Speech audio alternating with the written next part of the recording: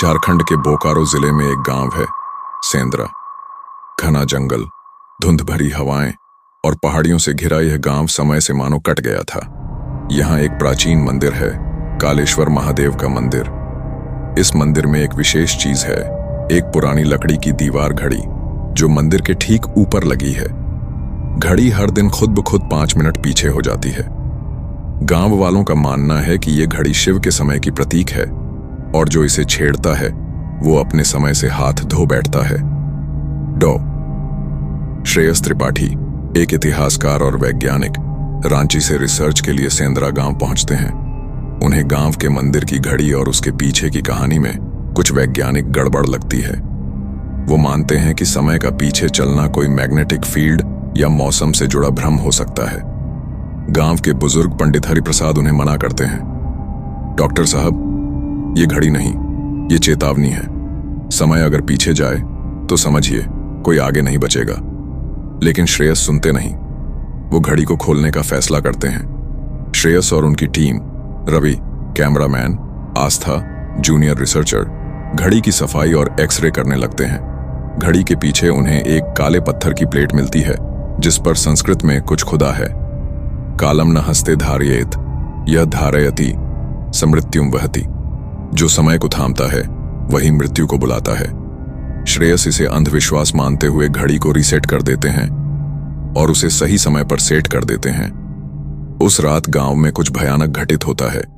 घड़ी जैसे ही ठीक समय पर आती है, रात के 12 बजते हैं, गांव के चौकीदार बद्री काका की चीख सुनाई देती है।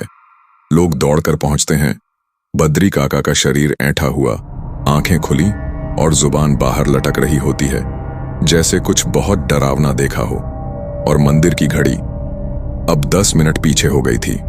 डॉक्टर श्रेयस समझ नहीं पाते, लेकिन अब गांव में दहशत है। हर दिन कोई ना कोई अजीब ढंग से मरने लगता है और घड़ी हर बार और पीछे जाती जाती है। आस्था एक रात कैमरे में एक पुरानी रिकॉर्डिंग चलाती है, लेकिन वीडियो उल्टा चलने लगता है और उसमें दिखता है श्रेयस खुद की मौत देख रहे हैं। 1 हफ्ते बाद मंदिर के सामने अब डर वास्तविक हो गया था। श्रेयस को लगता है कि घड़ी भविष्य दिखा रही है, लेकिन उल्टे क्रम में, जैसे समय पीछे जा रहा है लेकिन मौतें आगे बढ़ रही हैं। पंडित हरिप्रसाद एक रात पुराने शास्त्रों की किताबें दिखाते हैं और बताते हैं कि ये घड़ी एक तपस्वी रिद्धिनाथ बाबा की थी, जिन्होंने काल को जीतने के लिए इसे बनाया था, परंतु वह खुद मृत्यु के चक्र में फंस गए। हर बार घड़ी पीछे जाती थी, वह एक नई आत्मा को समय से पहले ले जाती थी। श्रेयस पूछते हैं, इसका अंत कैसे होगा?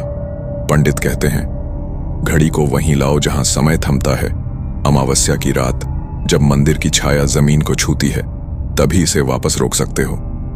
अमावस्या की रात गांव में केवल वही लोग बचे हैं जो डर से बाहर भाग नहीं सके। श्रेयस, आस्था और पंडित घड़ी लेकर मंदिर की छाया में आते हैं। जैसे ही घड़ी को वहां रखा जाता है, तेज हवाएं चलने लगती हैं, मंदिर की घंटियां अपने आप बजती हैं और जमीन कांपने लगती है। घड़ी की सुइयां अचानक 1 घंटे पीछे चली जाती हैं। श्रेयस एक अंतिम चिल्लाहट सुनते हैं, अपनी खुद की आवाज, अब तुम बचे नहीं रहोगे। वो घड़ी को जोर से जमीन पर पटकते हैं। घड़ी टूट जाती है और तभी एक भयानक ऊर्जा श्रेयस के शरीर से टकराती है। वो जमीन पर गिरते हैं। उनकी आंखें खुली रह जाती हैं, स्थिर, समय में अटकी हुई।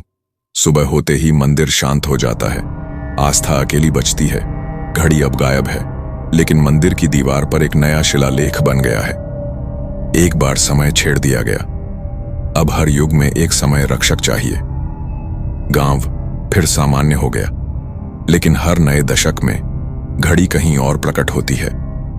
समय अगर पीछे चले तो समझो मृत्यु दौड़ रही है, और जो उसे रोकने की कोशिश करता है वही सबसे पहले मारा जाता है।